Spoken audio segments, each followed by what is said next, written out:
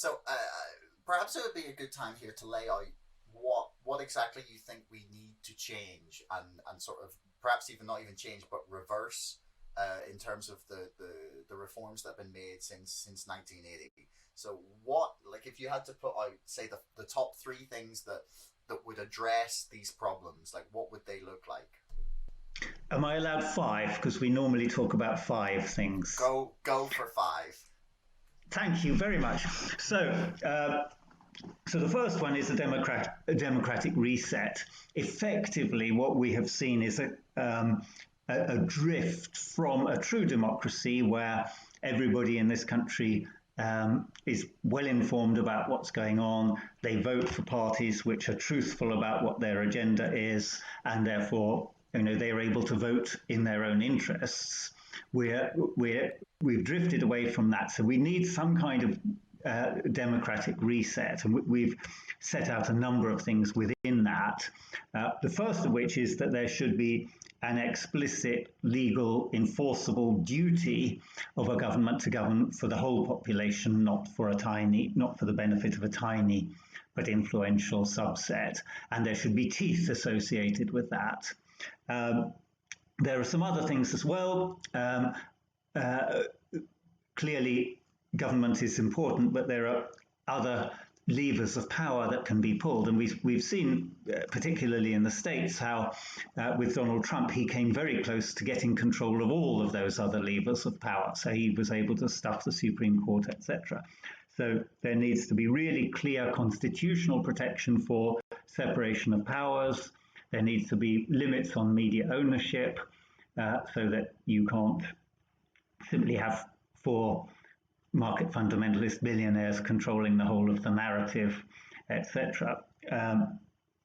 So a number of actions around simply strengthening the Constitution to protect the population as a whole.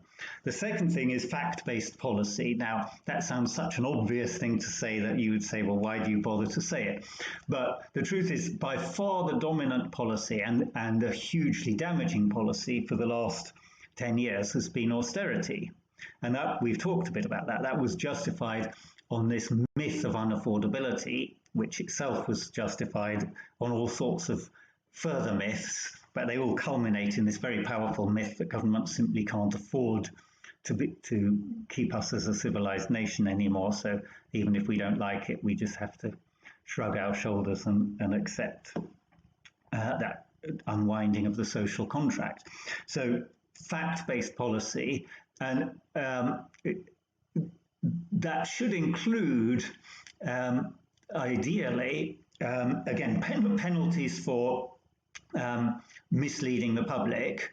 So anyone with a big platform should have a duty to make sure that what they say is true, and if it isn't true, they should have to correct it loudly and publicly, and if they don't, there should be real penalties for that. But also, it would be good to see, explicitly fact-based debates in Parliament. So it's extraordinary to me, we still have a Parliament where the nature of the debate is really which side can bray more loudly than the other side. There isn't a screen where you could put up a graph that would demonstrate the facts and anchor the debate in the facts. We don't have a fact-based debate in Parliament hardly ever, because it's all about rhetorical point scoring. And the truth is, rhetoric is a fantastically powerful tool. You can make very powerful rhetorical arguments in favor of all sorts of dreadful positions, and people do. And that's how they're able to get dreadful policies through. So fact-based policy, very important. On the foundation of those two, you can then think, well, what should those policies be? Now, any individual policy, as you know, is really complex. You have to do a lot of hard work to think through what are the implications, what would be the unexpected consequences of this policy. Will I actually make things worse if I do this rather than better? But at the end of the day, there are only four types of policy, because every policy either grows the pie or it doesn't, and it either shares it fairly or it doesn't. So you could have a policy that both grows the pie and shares it fairly, so we call that a shared growth policy. And that would be things like investing in fundamental research or investing in healthcare, investing in all sorts of things, which we haven't really been doing very much of.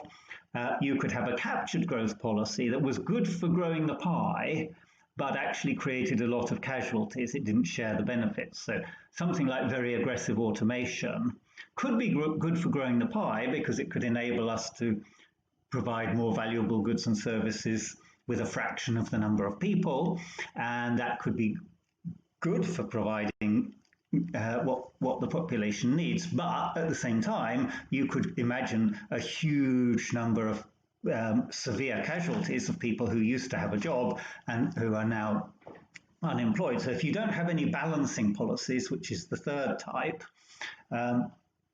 if you don't have anything like that, then you're simply creating an underclass. And that actually makes it impossible to do certain things that you might want to do. In France, you remember when Macron wanted to introduce his fuel tax surcharge, which he was doing for climate change reasons. Well, actually, in a way, that's not a bad idea. That would have been a good thing for the economy as a whole in terms of rebalancing it, making it greener. But he was not thinking about the casualties. And of course, the real casualties from a policy like that are the people who haven't got very much money and need to drive every day for work or for school run or whatever. And they're the ones who are paying this extra duty. So if he, instead of doing it that way, thought, okay, that would be stupid not to have a balancing policy, what I'm going to do is I'm going to announce a green dividend, which I'm going to pay to the bottom 25% of French earners and those in poverty. So they are going to receive a green dividend, which I'm going to fund by a fuel tax surcharge. Then suddenly you create a completely different narrative, which instead of saying, well, we don't like your fuel tax surcharge because it costs us, you'd have people saying, we like your green dividend. And yeah, we are going to think about when we buy another car, we'll obviously be trying to buy an electric one. So it would have been a far more successful way by thinking of it in those terms. So the key point of that is that a good policy portfolio is a balanced policy portfolio. Of course, you want to have the shared growth policies. You probably do want some captured growth policies because they can be very powerful. But when you do that, you need to balance them. And then the fourth kind is what we've called vulture policies, which are policies which neither grow the pie nor share it fairly. If you shrink the pie, of course, somebody's slice is going to have to shrink. And a vulture policy is one that says, yes, the pie is going to shrink, but it's not going to be the rich people's slices who shrink.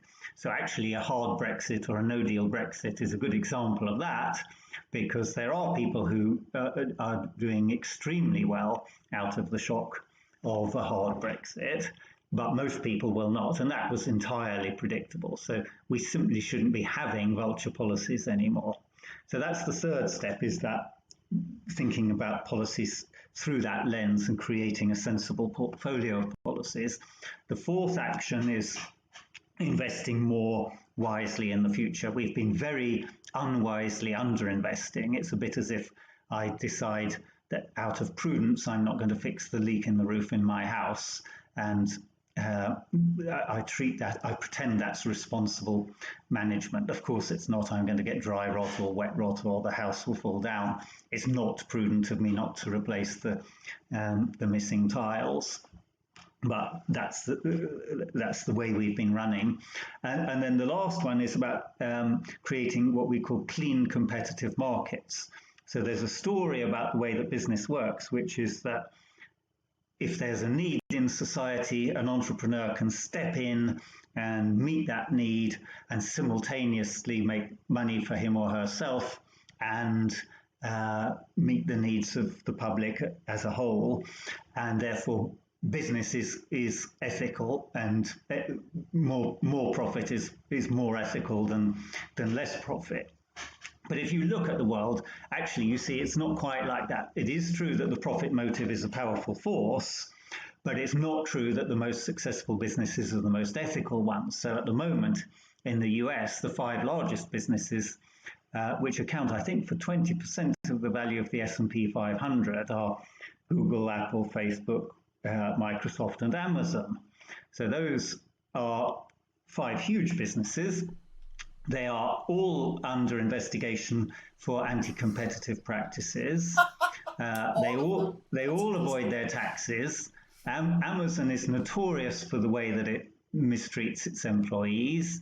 Facebook has been seen to be complicit in various abuses of democracy. So the idea that these are the 5 most ethical businesses, I don't think anyone would even try to claim that.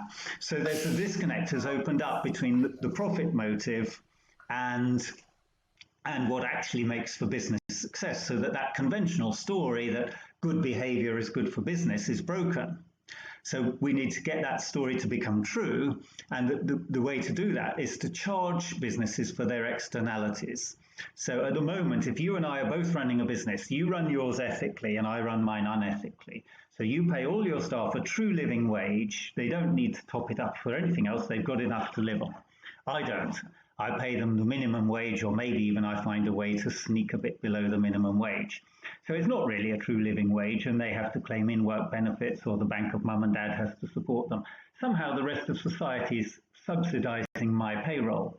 Similarly, you pay all your graduates enough that they can repay their student loans. I don't. I still benefit from their graduate skills, but I don't pay them that much. So the rest of society is paying to educate people for those graduate skills that I'm making use of. You pay your taxes in full. I don't. My lorries drive on the roads that your taxes pay for. The rest of society is subsidizing my tax bill as well. And finally, I'm not carbon neutral. I pollute without any consideration of the consequences. The rest of society picks up the tab. You have invested heavily to become carbon neutral or even carbon negative. And so you're a poster boy for ethical business, but you're at a cost disadvantage compared with me. And if nobody stops me, I'm going to drive you out of business.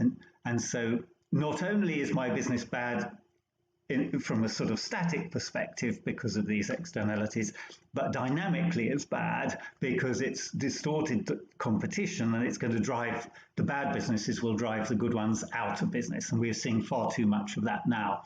So ultimately, what we'd like to do is to see the accounting standards change so that profit actually reflects real profit. All those externalities are stripped back out again, and ultimately the businesses will be charged. So if they are showing a profit, they're really making a profit. They're not simply having this involuntary subsidy from the rest of society. So that's a long answer, but those are the 5 actions that we are pushing for. Wow. I mean, that is, you've no idea how much more hopeful I feel right now. Like, I mean, that'll probably dissipate when I see some horrible action from the government. But like right now, I'm just stunned that someone like yourself is articulating things that I've considered to be a problem, but never quite understood exactly how we fix it.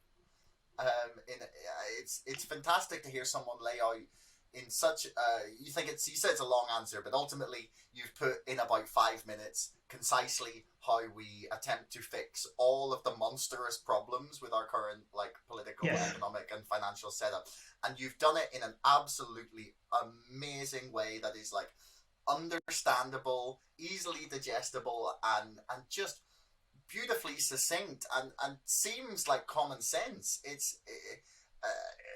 I'm blown away. Like you've done a fantastic job there.